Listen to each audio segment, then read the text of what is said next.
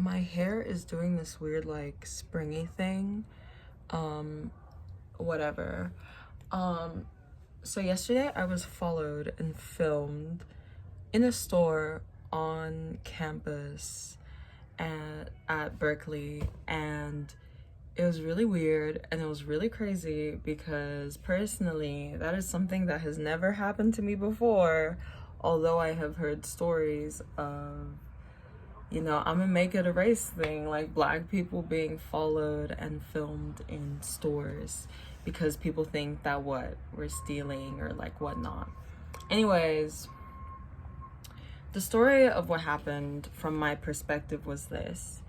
Earlier on the day, we've been having like orientation groups, and I lost my orientation group, so I was walking around all day. I wasn't sad though or anything like that. Like honestly, I preferred it. Like big crowds make me anxious. So I was like walking around, and then it was like dinner time, and I was like, oh, I'm so hungry. I don't know like why my alarm just like decided to stop my recording, but that was rude. So anyways, I was like, I don't know where my orientation group is because each orientation group is like assigned different dining halls. And I didn't know where mine was. I didn't know how to get in contact with them. So I pulled up to my dining hall. I was like, y'all, can I come in? And I showed them my little wristband, showed my student ID. They were like, no, you cannot come in. And I understand like being in a worker position, like you're given the rules before everything starts, right? And then it's your job to enforce the rules. So I don't blame them for that. Like honestly, it was on me. I think that if I like had like known ahead of time to talk to my orientation leader and be like, hey, can you tell me where we're gonna eat, I would have just gone there, but I didn't. So I was kind of just like in a way trapped. And then like later on I came back and I was on the phone, and I went into this like convenience store. And when I was in the convenience store, I was on the phone, like I was just kind of like walking around, like looking at the snacks, looking at the microwave, like just kind of like seeing what was there because I didn't have a chance to do it on move-in day because it was packed. And I'm walking around, and tell me why I see this lady like walking around, like, okay, so like this is her. Oh shit, what just happened? Oh, why is it doing that? Okay, so this is her, and she's like walking around, right? This is how she's holding her phone, and she's like shifting her body so it's like looking at me. And I was on the phone, so I was like, okay, let me leave. And then I left, and this particular dining hall, it's glass, so you can see who's inside. Mind you, I was the only student in there. So I'm walking out, and tell me why I see this whole gang of 3 people following me to see where I'm going. I don't know what it was that they thought. I don't know if they thought that I was a stranger just trying to get some free food. Like, it was crazy because it's like, if you look at the whole context of me, I just moved here a day ago. I'm in a building. There's a dining hall and a convenience store attached to the building. Where the hell else am I supposed to go? So they're following me, and I'm on the phone, and if you know me, I ain't gonna go down without saying anything. So I turned back around. I went in the store. This time though, they were all like, surveillance on me the first time. This time though, they're like off in the corner. She's talking really loud. She's like, look over there, to her coworker. I'm like, what the fuck? Like nothing is happening over there. And it is just super weird. Like the vibes are weird, And I've worked in food service. I've worked in service. I know when you've talked to a team about a customer who you feel is trouble, your behavior changes. Their behavior shifted. And basically, you know, I purchase a Kit Kat. I'm there. The guy's ringing me out. She comes over, you know, talking.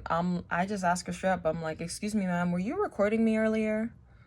Immediately, she's like, no, I wasn't recording you earlier. That's so weird. I don't even know you. She's like, I was just recording to show my daughter where I work. I'm like, you're showing your daughter that you work in a convenience store? Like, mind you, let's just be real. When we record something, I have always seen people hold the phone in front of their face like this. Why do you hold your phone that way? Because you want to be able to see what the phone's capturing is accurate. When you're holding the phone from this angle to your side and you're not looking at the phone and you're looking straight ahead, you're trying to record something without showing that you're recording. I don't know if she thought I was a fucking idiot, but that's what happened. So, you know, I'm like, okay, I leave and I go about my business. And, you know, without giving too much details, I basically filed a report, you know, because I was really thinking about it. I'm like, I could just let this slide. Or I'm like, I could say something now. So if this ever happens to anybody who's like me, somebody who just moved out here, who doesn't know nobody, who doesn't know the area, you know, and got lost, can't communicate with anyone, just trying to get food, and then next thing you know, they're being filmed and followed. This won't happen again, hopefully. Maybe there will be some changes. And the people who I spoke to later assured me that there would be. And they bought me food and it was really nice. So A+ effort. But yeah, I just wanted to document that on video because I feel like this is a very important sort of thing to, I guess, talk about. Because mind you, I came from like a suburb, a neighborhood that's pretty diverse. And not saying I haven't faced like I don't know if she did it because of the color of my skin or just the way I presented myself. Like, I don't feel like I look dangerous, you know. I was wearing tights, I was wearing, you know, like I don't know. So anyways, I came from an area where that shit just doesn't go down because you know the vibes, you know the people, like you're treated with respect, you treated like you belong. Like, my previous institution was very big on making people feel like they belong. I feel like Berkeley is big on making people feel like they belong, and I've seen that from multiple people. But just that one interaction in the store, if I wasn't who I was and was more sensitive or maybe feeling like really like I didn't belong here, like that would be something that would literally like have deterred me from this place, you know?